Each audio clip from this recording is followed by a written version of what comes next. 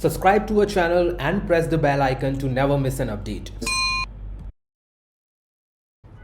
Join the only official Telegram channel of Rao's IAS Study Circle to get relevant material and important updates. Hello everyone and welcome to Daily News Simplified, your one-stop solution to detailed analysis of current affairs which are published in the daily edition of Hindu newspaper and are equally relevant for your UPSC preparation. Articles dated 7th of June 2022 are listed on your screen, and the timestamping for these articles is already given in the description box. So let us begin with the first article for the day. Hello everyone. Today we are releasing the answer keys for GS paper 2, that is for CSAT for set A. So what you can do is to find out the correct answers which you have marked in the prelims examination. And the link to these answers has been provided in the YouTube description along with the answer keys of GS paper 1. The main article for today appeared on page 6, that is the editorial page. And the article talks about the initiative of BIMSTEC. The author has highlighted some of the issues faced in the BIMSTEC and also provided some of the way forwards in this regard. The context says that June 6th, that is yesterday, was the 25th anniversary or the completion of 25 years since 1997 when Bangkok Declaration was launched, and a new group with the name BIMSTEC, BISTEC, which stands for Bangladesh, India, Sri Lanka, Thailand as an acronym. Now, from the perspective of UPSC examination, BIMSTEC is an important international organization where India in the last 5-6 years has been very active. That is the reason why BIMSTEC has become one of the most relevant topic for the UPSC examination as well. The relevance of the article from the prelim perspective is that UPSC can ask questions on the international groupings and international organization in this regard. From the means perspective, as it is part of the India's international relations and India's relation with the neighborhood in GS paper 2, it becomes more relevant. So what we are going to do? We have divided the entire topic, entire article into two different headings. The first one is that we will talk about some of the prelims related facts that we can take from the BIMSTEC grouping. Then we will move towards the mains related topic, detailed analysis, past experiences, organizational structures and others. So the content for the article would include prelims pointers, all lead nation concept, why do we need BIMSTEC, what has changed in BIMSTEC after 2016 and why it has changed, basic structure and the functioning of BIMSTEC as a group, issues and challenges in the functioning of BIMSTEC as a group, and what way forward have been highlighted in the article, and some of the way forwards beyond the articles will be discussed in this discussion. So let's talk about some prelim pointers with respect to BIMSTEC. BIMSTEC, which stands for Bay of Bengal Initiative for Multi-Sectoral, Technical and Economic Cooperation, actually came as a name or as a grouping in 2004. However, the basic group, which is the BIMSTEC, was founded in 1997 through Bangkok Declaration. Bangkok Declaration simply means that is the first meeting was actually led by Thailand in this regard, and that is the reason why the foundation was laid in Bangkok. The objective of the organizations is straightforward. It talks about the multilateral regional organization. It talks about accelerating the shared growth on certain sectors, which is also the part of the grouping name itself, that is multi-sectoral growth. The headquarters of BIMSTEC is situated in Dhaka, and the headquarters were decided 8 years ago, that is in 2014. Now, this is the real issue of this organization. Headquarter, first meeting, expansion have taken place such a long duration that the organization actually lost much of its shine and relevance in the first 2 decades of its formation.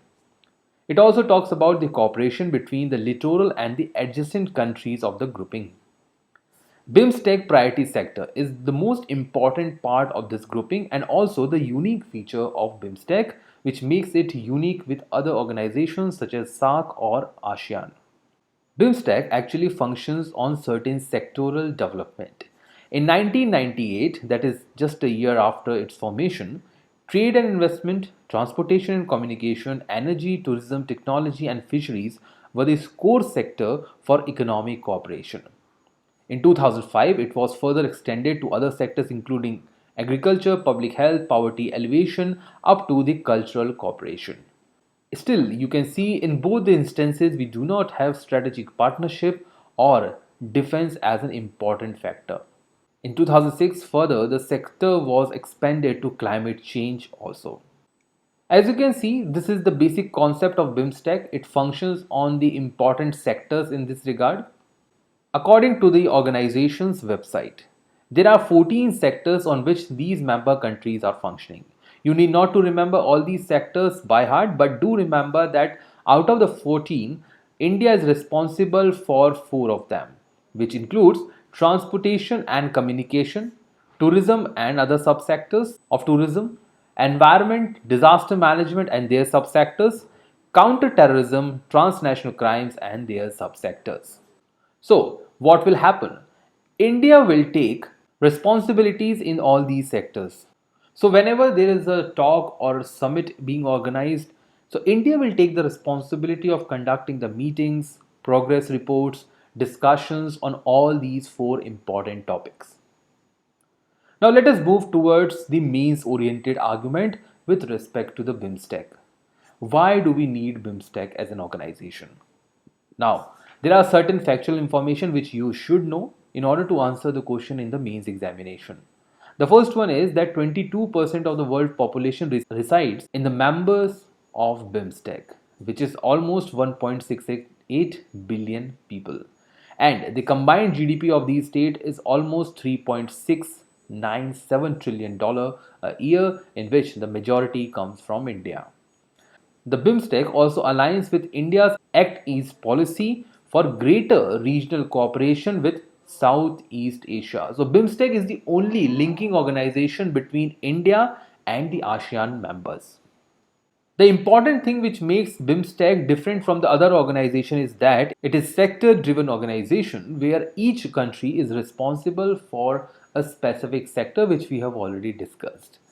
The organization also play as a good factor or a reason towards making India's major role in Indo-Pacific diplomacy. It also constitutes as a bridge between India's South Asian policy and Southeast Asian policy. India will also act as BIMSTEC's pillar for security, as India is a major security provider or a net security provider in Bay of Bengal, Arabian Sea and Indian Ocean. India will take the responsibility of security, and in this security region, specific area is the counter-terrorism and transnational crimes, which includes the crimes related to trafficking of drugs, animals and even weapons between Indian northeastern states and the Southeast Asia. BIMSTEC's first secretary, now this is a quote which you can use in the conclusion of your answer if a question is asked on BIMSTEC.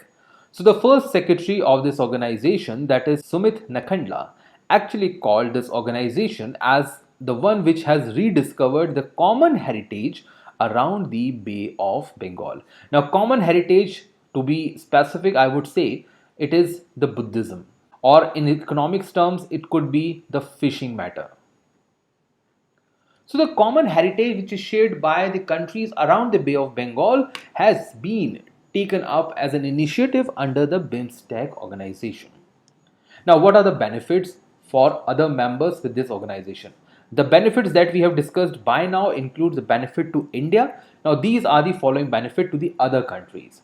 For Bangladesh, it provides a platform to strengthen its much needed economic development given the high population it has.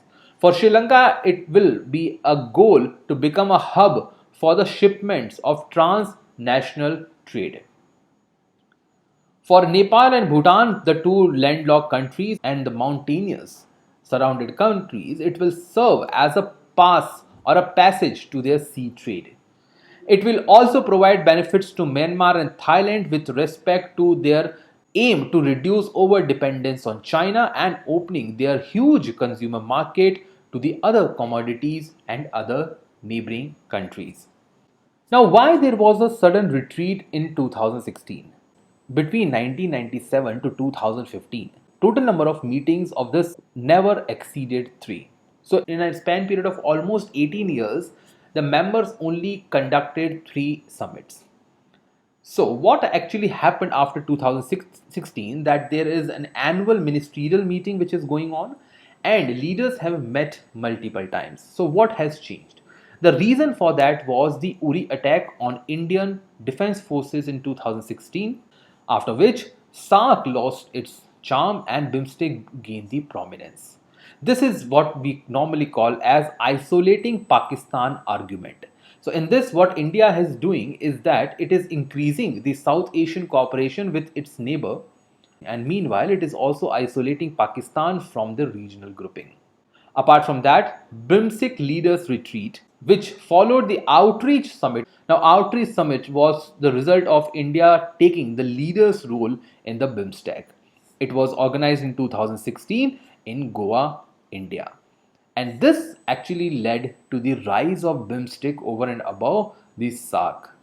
The fourth summit, which was organized in Kathmandu in 2018, actually led to more ambitious plan towards economic and security cooperation among these members.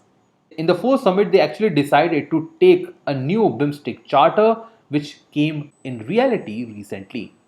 And they also came up with a shared goal for all the members, that is the peaceful, prosperous and sustainable Bay of Bengal region. So because of all these important events, it is identified that 2016 was acting as a watershed between the growth of BIMSTEC as a separate regional group. Now let us go through how BIMSTEC actually functions. So there are 3 different groups. First one being the general summits, the second one being the ministerial meetings, and the third one is the working groups of BIMSTEC for different sectors. The most and the highest summit would be the general summit, where the premiers or the prime minister and president of all these member countries meet every 2 years to discuss their regional cooperation in various sectors. However, till now it has not completed this periodically, and by now we have only conducted 5 such general summit among the members. On the other hand, we have ministerial meetings in which the foreign and the commerce ministers among the members come together to discuss on trade economic affairs once every year. So general summit is conducted every 2 years, while ministerial meeting is conducted every year.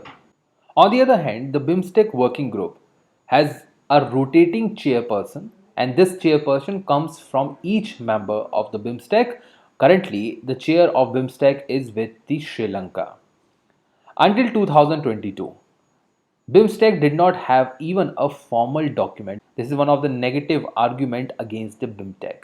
However, in 2022 summit, a BIMSTEC charter was identified, it was written, it was formalized by the member countries. These initiatives which have been taking place after 2016 clearly proves that now the BIMSTEC is gaining more prominence, importance in South Asian geopolitics than that of SARC. So what are the issues and the challenges faced by BIMSTEC in this regard? The first issue is that only 5 major summits have been conducted and only 18 ministerial summits have been conducted in the last 25 years. On the other hand, it should have been 12 and this should have been 25 respectively. Between 2014 and 17, senior officials meetings were organized, but these meetings have been postponed 7 times. No comprehensive free trade agreement still exists between these members. No effort has been taken by the leaders to expand their dialogues involving the vibrant business community. So business community is rarely invited in the BIMSTEC meeting. Lack of cordial bilateral relations between these countries. For instance, India and Nepal have their respective issues. India, Sri Lanka have their respective issues. Myanmar and Bangladesh have their respective issues with respect to the Rohingyas. On the other hand, we have BIMSTEC, which is just acting as a counter force to the already existing SAARC organization. On the other hand, we also have the issues such as growing Chinese presence have in South Asia also defines the contours and the dimensions of BIMSTEC. Both these points are proving that external effect is working on the functioning of BIMSTEC. Then we have domestic issues. So countries' domestic issues are overshadowing the BIMSTEC summits. For instance, the military coup in Myanmar or the financial crisis in Sri Lanka have led to their reflection in the BIMSTEC meeting. And the last one, the regional trade is subjected to the domestic policies. So countries define their regional trade with respect to the kind of government and government policy exist in their respective nations, irrespective of how good the relation is functioning at the grouping level. So what should we do? Well, these are the possible way forward. Some of them were highlighted in the article itself. The first one is that there should be the early conclusion of free trade agreement among these members. The second one would be the de-hyphenation policy that should be a part of India's external policy in BIMSTEC. So India should take SAARC and BIMSTEC as a separate entity and try to work accordingly. Increasing security cooperation between the members where India can play a larger role as a net security provider. Faster delivery of infrastructure projects will provide India a good reputation in BIMSTEC. Connectivity remains the key issue. So here also India can work through different possible initiatives in sea routes and land routes. Confidence building measures among the BIMSTEC member also holds importance while creating a counter force towards the Chinese presence in the South Asian region. And lastly, other diplomatic channels like Track 2 and Track 3 diplomacy should become part and parcel of the round the year talks between the BIMSTEC members. With this discussion placed, now I will move towards this practice question. So read this question carefully because such kind of lengthy questions are now being asked by UPSC that puts students in the ambiguous situation. So read it carefully and try to answer it as question number 1 in the comment box. You'll also try to move towards the mains practice question. So this is your question that you should practice because mains are approaching now. So the question says Bay of Bengal Initiative for Multi-Sectoral Technical and Economic Cooperation or BIMSTEC over past few years have gained regional prominence in India's multilateral diplomacy. Now you have to stand with this argument which is mentioned in the question. So in introduction, either you can state or support the argument or you can start with basics on BIMSTEC. Then your body should be divided into 3 parts. First one would be rising prominence. Your second argument should be the highlighting issues. And the third argument would be the resolution or the solutions towards making it a more vibrant organization. In the conclusion, you can provide the future course of action or you can end with any quotation in this regard. So let us now move to the next article for the day. This article appeared on page 12 of Delhi edition Hindu newspaper and provides us the insight of a recent judgment made by Supreme Court in one of the case of YEIDA. YEIDA stands for Yamuna Expressway Industrial Development Authority and Supreme Court has given a very valuable judgment in this regard. And this judgment can well be utilized for your GS paper 2 and GS paper 4 in your ethics as well as in your essay paper as one of the quotation. So, the context of the article says that government can now change its policies toppling prior agreements or any treaty with the private parties, and the Supreme Court has provided that this policy change should be in the public interest and guided by reason. This was highlighted by Supreme Court in the recent judgment. The most important takeaway from this article is the following statement. In case of conflict between the public interest and the personal interest, public interest should prevail at all levels. Now this is what you can utilize for your General Studies paper 2 and General Studies paper 4. So such kind of statements whenever they appear in the newspaper should be noted down by the candidates so that you can utilize such good arguments in your means answer writing, or you can use the same as the YEIDA case while you are appearing in the interview stage. With this discussion, let us now move to the next article for the day. This article appeared on page 14, that is the business page of the Hindu newspaper, and talks about the policy certainty and transparency which was called by India's Chief Economic Advisor V. Anantha Nageshwaran.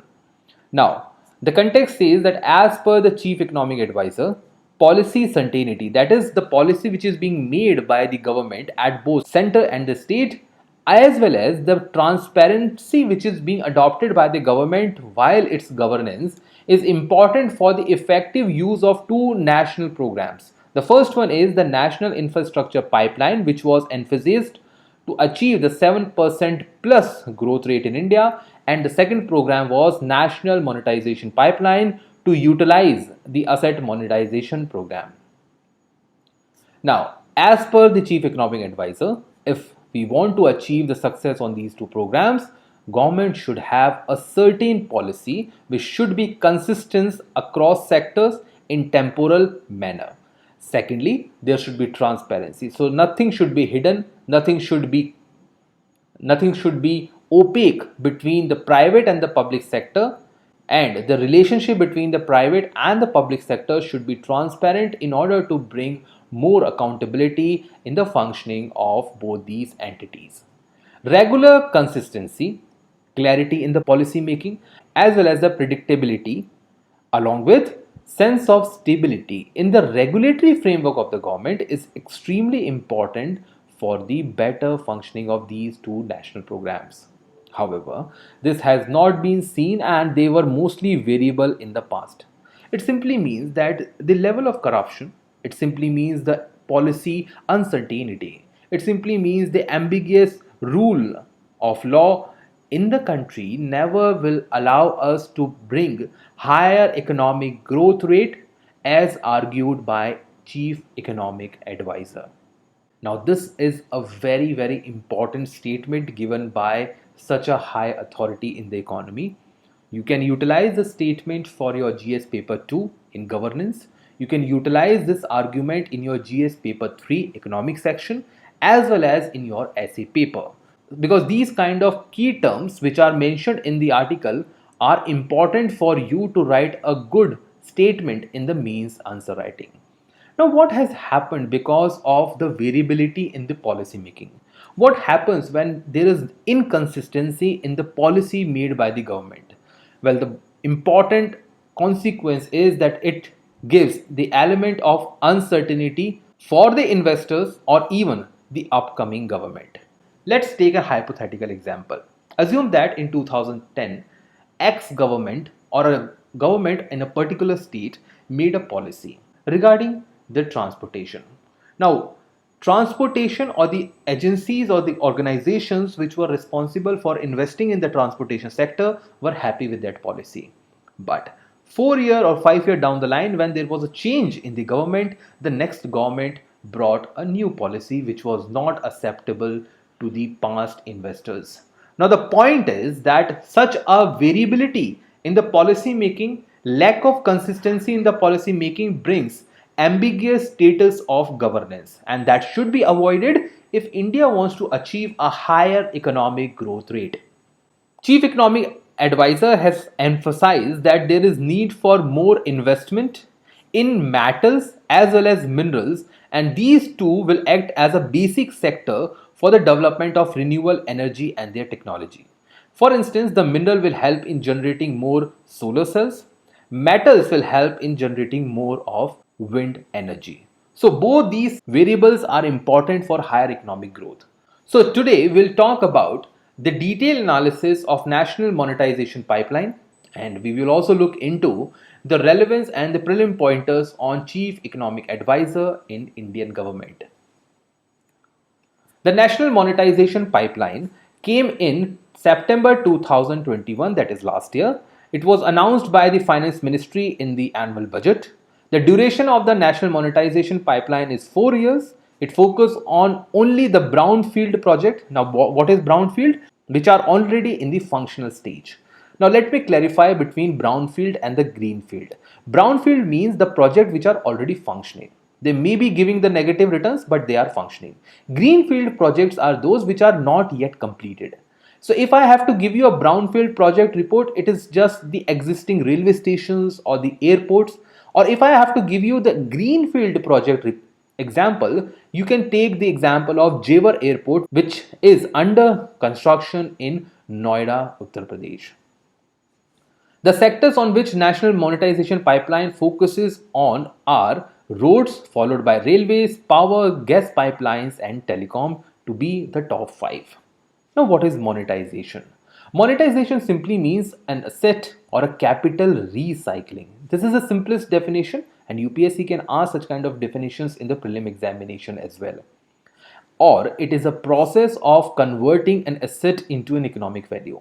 Let's say there is a building which is owned by the government, and now the building is lying idle. There is no function, there is no production, there is no activity which is going on in the building.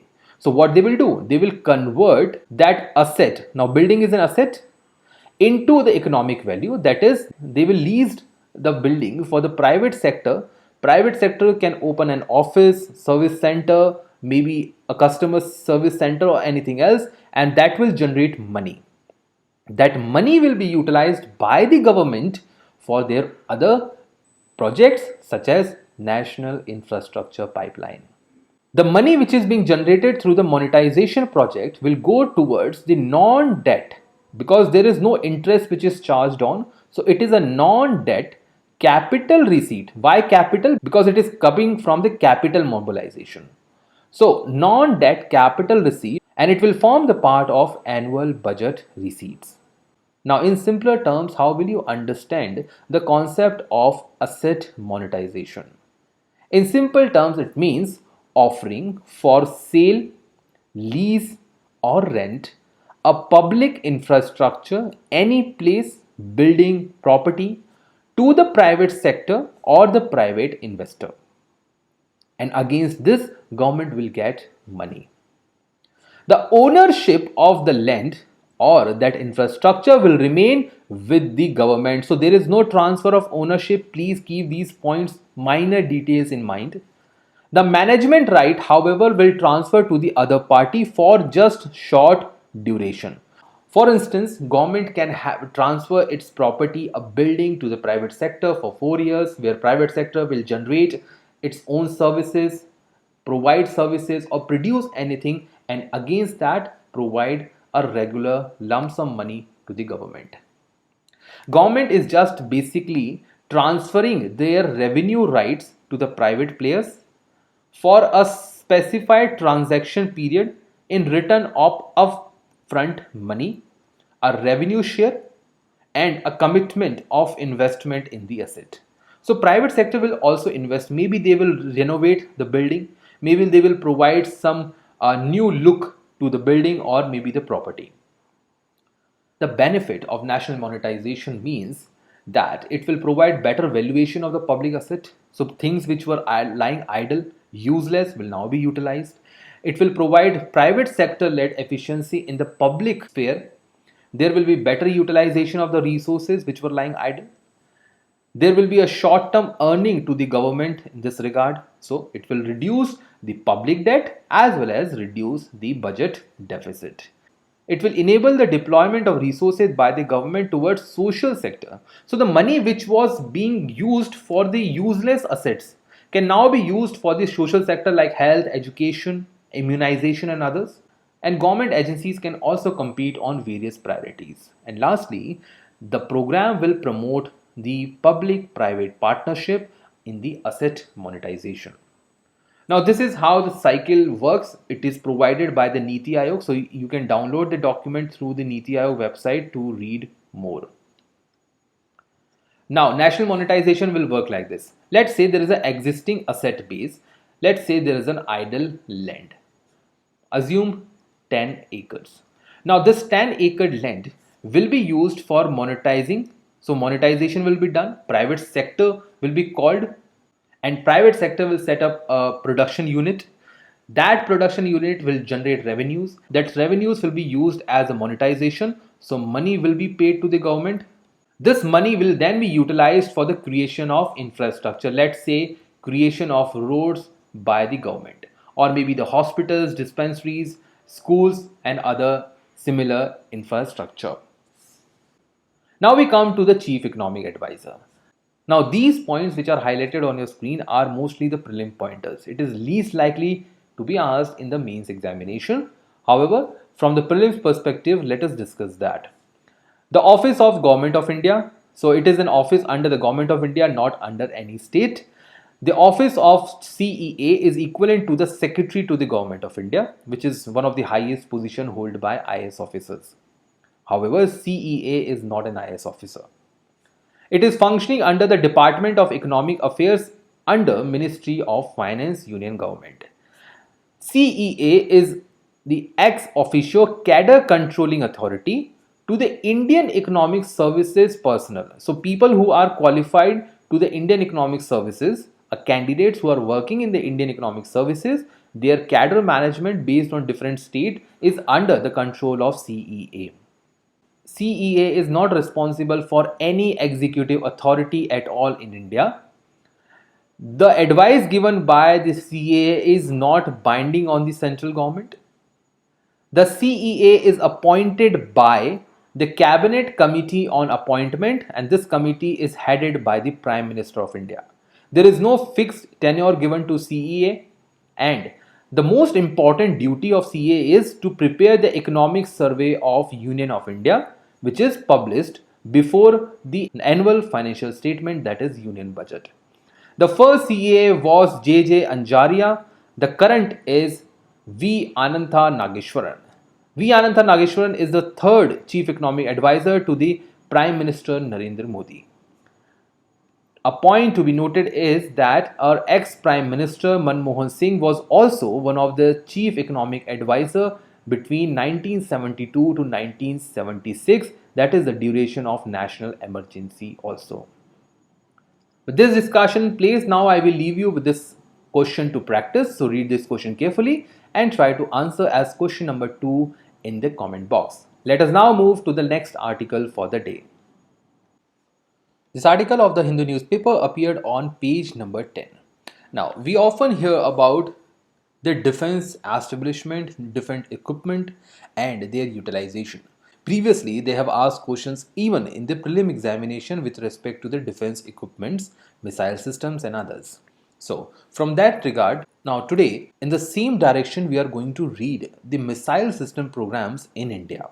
And we will look into how these missile systems have evolved over the years, where we have actually reached, and how far we have to go in the future, and what we have highlighted for the future.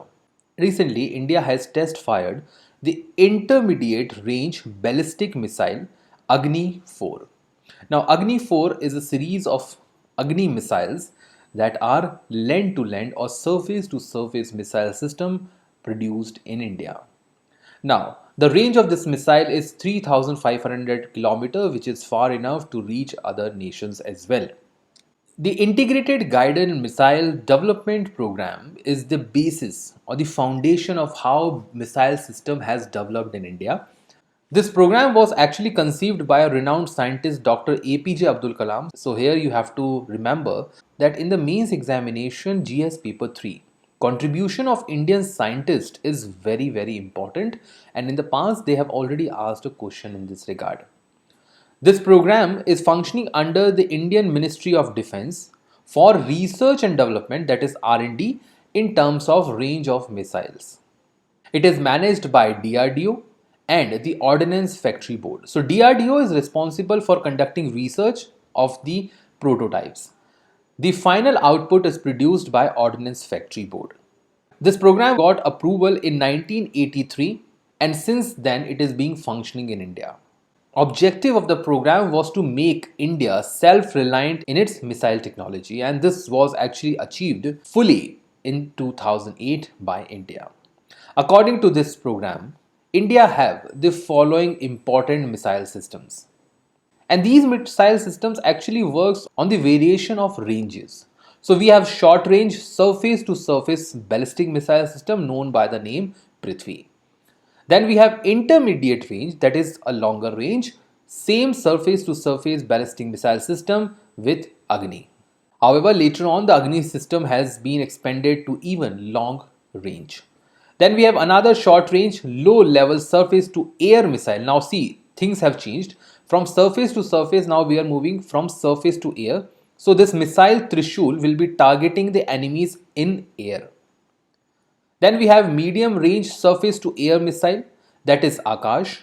So first two are surface to surface, the second two are surface to air, and the last one is the third generation anti-tank missile Nag. So in this article, as you know, the highlight of the article was Agni missile. So we will talk about Agni in much detail. Agni missile is a technology demonstration of re-entry technology. Re-entry technology means simply, so let's say this is your place A on Earth and this is your place B on Earth. So a missile will be fired in the atmosphere as it is a ballistic missile. So halfway through it will go through the propulsion. The other half will be traveled by the gravitational force. So the missile will be fired in the atmosphere. Let's say this is the upper limit of the atmosphere. So the missile will be fired in the upper atmosphere and then it will re-enter the atmosphere. So this is how we actually call it as the re-entry technology. First flight of Agni in re-entry technology was conducted in 1989. Later on, the same Agni missile, which was successful in terms of re-entry vehicle, was later expanded to other ballistic missile systems of different ranges. Now, what is a ballistic missile? As we have discussed in the previous slide using this example, this is what a ballistic missile actually functions like. So, a ballistic missile functions on a ballistic trajectory. So, in this diagram, as you can see, this arc-shaped trajectory is the ballistic trajectory. It is the flying path of a specific missile system. So the missile actually launches up, propels using the fuel it has. But once the fuel is gone, missile direction cannot be altered. So we cannot control the direction of the missile system. So what happens then? Only the force of gravity now functions in the other half part of the missile system. So gravity guides the missile on its path towards their target. The point is that the ballistic missile can be used via the explosives, which may be chemical, biological, or even the nuclear. India has nuclear ballistic missiles in its arsenal. There are three types of ballistic missile: the medium range, intermediate range, and the intercontinental ballistic missile. Those missiles which have a range minimum at 5,000 km are intercontinental ballistic missile, and in this case Agni 5 has a range of 5,000 kilometers. So as of now, Agni has a set of 5 different missile systems with various capabilities and their ranges. Ranges here simply means how longer they can travel. They are capable of taking the nuclear weapons or nuclear arsenal with them. They are surface to surface ballistic missile that we have already discussed. The best advantage is that they all uses the solid fuel and not the liquid fuel, which reduces their launch time. So here are the different forms of Agni missiles that have already been deployed in India. So the first one was Agni 1 with a range of 900 km. The second one was with a range of 3000 km. Then we have Agni 3 up to 5000 km, Agni 4 up to 4000 km, and then we have Agni 5, the latest entrant, which has a range of 8,000 km, and it is the intercontinental ballistic missile. So do remember that all Agni missiles are not ICBM, only one of them is actually falls in the category of ICBM. The lengthiest missile among the Agni category is Agni 2, which has a length of almost 21 meters. Now, the article actually talks about two important pointers. The first one being the APJ Abdul Kalam Island, and the second one being the credible minimum deterrence. We'll talk about the CDM first. India successfully tested the IRBM or Intermediate Range Ballistic Missile Agni 4 on the basis of its policy of having the credible minimum deterrence. Now, what is credible minimum deterrence? Minimum here simply means that The nuclear arsenal which India is utilizing for the creation of its ballistic missile would be used as a minimum enough to provide credible deterrence against the adversities. So, for instance, if there is a situation of nuclear war, India will try to utilize the least aggressive or least lethal weapon in terms of nuclear arsenal on its enemy. So this is what is known as credible. So India will show a credibility, and there will be a minimum damage India will try to cause to the enemy if there is a nuclear armed conflict. On the other hand, as the missile was launched from the Abdul Kalam Island, this island is situated in the Bhadrak district of Odisha, off the coast in the eastern part of Odisha in Bay of Bengal. Now, if you go through the map, as you can see, this is the area where the island is situated. So it is on the northeastern side of the capital Bhubaneswar to Odisha. If you go into the zoom map, we can see it is situated on the eastern part of Bhitarganika National Park. Now, I want the viewers to please comment in the comment box that the river which you are seeing here, the river which is making the delta, please go through the internet and find out which river is this, and do comment in the comment box. With this discussion in place, let us now move to the question of the day. The answer to yesterday's question of the day was option C, that is 1, 2 and 3 statements are correct. Encouraging use of cryptocurrency is not part of Indo-Pacific Economic Framework for Prosperity. The question of the day for today is, with reference to Agni 4 missile, consider the following statement. There are two statements, out of which the first one is, it is a medium range ballistic missile having an effective range of about 3000 km. It has been designed by adding the third composite stage to the two stage of Agni 3 missile. Identify the correct statement and do comment in the comment box. That's all for today's Daily News Simplify. Thank you.